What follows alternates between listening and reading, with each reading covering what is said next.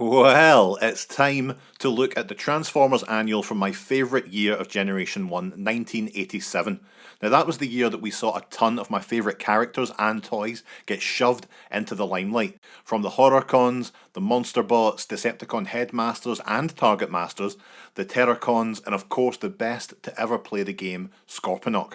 I had just turned 5, so my brain was an absolute sponge for this stuff. At this stage, Transformers and Masters of the Universe were my life, just poring over catalogue shots for hours, thinking how cool these things looked. A practice I continue to this day. Even now, there's very little I find cooler than Transformers standing on rocks. And it's weird to feel so warm and nostalgic for a time where my innocent mind was being bombarded with marketing so strong that it still has a hold on me 35 years later. But what's the alternative? Self-improvement. Our cover for the 1987 annual isn't necessarily as eye-catching as its predecessors. We get a good view of our new franchise frontmen, Ultra Magnus and Galvatron, and no wonder their war raged for millions of years. It's like, lads, how can you miss at that range? The inside cover is a pretty nice spread of our two new leaders squaring off. It's like, just kiss already. Now, unlike our previous annuals, this page has been unsullied by the grotesque butchery of the intended audience, so I get to fill in the details here. There's a cool box art image of Hunger here, which is also appreciated. Okay, so here we go. Owner, that's Gavin. Allegiance. Now, I know it's a sad sack choice, but I'm putting Autobot, okay? And now I get to assign my own Headmaster stats. It's weird how you rate these. Who am I comparing myself against? Everyone. You. Okay, speed. I'm not the fastest cat around, so maybe a 3. Strength. I'm not very clever, but I can lift heavy things, so 7. And intelligence, as I say, I don't know, a 5. Wow, these stats stink, but that's what honesty gets you, folks. Remember, always lie. Next up, and it's no lengthy recap of the Cybertronian War for us, no, we're right into a comic strip. Swoop of the Dinobots consistently gets his head kicked in by Predacon Divebomb.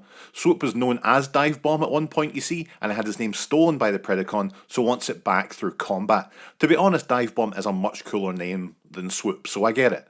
I do like the tone they took with it. Divebomb absolutely has Swoop's number throughout. Only a last second save by Optimus Prime saves Swoop's hide, and does he ever resent that? It's a fun, quite moody strip to start us off. You thought you were going to get away without a big prose story, did you? Come on, they've got to pad this book out somehow. But still, look, it's the best lads. Scorponok, Skullcrusher, as they're known here, Apeface, and there's even Weirdwolf in the background.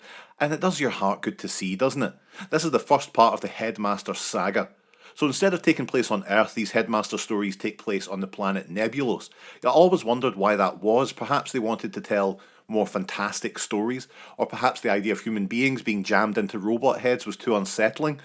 Better it be aliens who look, talk and act exactly like Earthling. There's a few fairly mediocre illustrations throughout, recapping the story that we'd seen in the Headmaster's comic miniseries, and it's fine. Anytime Scorponok talks, it's in this all caps bold font, and I do like that a lot.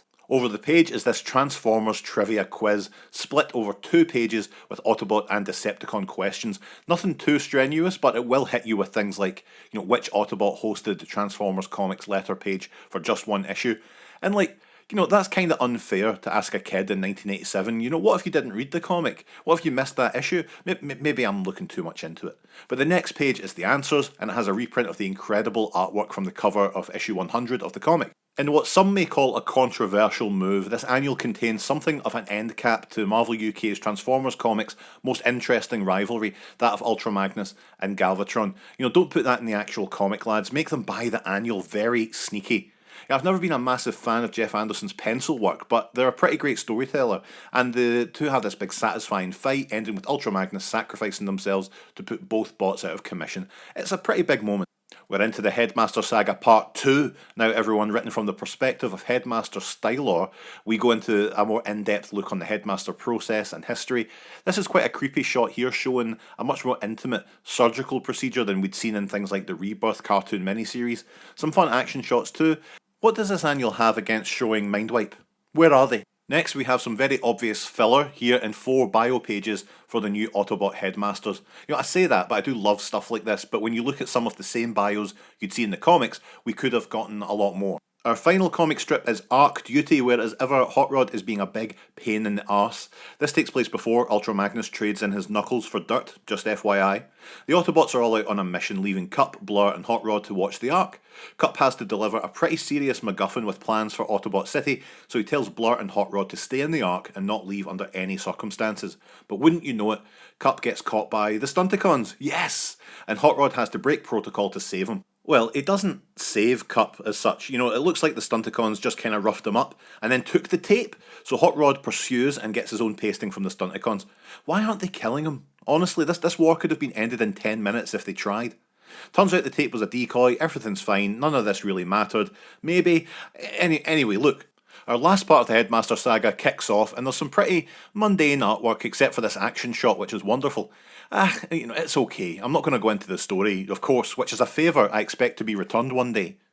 Last up is some bios for the Decepticon Headmasters. It's not exactly a big grand finale, is it? You know, I was like, alright, okay, cool, what's next? And, okay, these two again. Alright, okay, sure. So that's the 1987 annual, my favourite year of the franchise, but the annual isn't a patch on the previous year, or even the one in 1985. There's still plenty to enjoy in here, but it feels more like it's thrown together. You know, if it went for that Ultra Magnus Galvatron finale, it would be a hard one to recommend. Okay, so that's episode 199 in the bag. Join us for episode 200. We've got something a little different I think you're all going to enjoy. Oh, it's not some self-indulgent rubbish, is it? Oh, well, no, I suppose it is kind of self-indulgent. Rubbish? Maybe.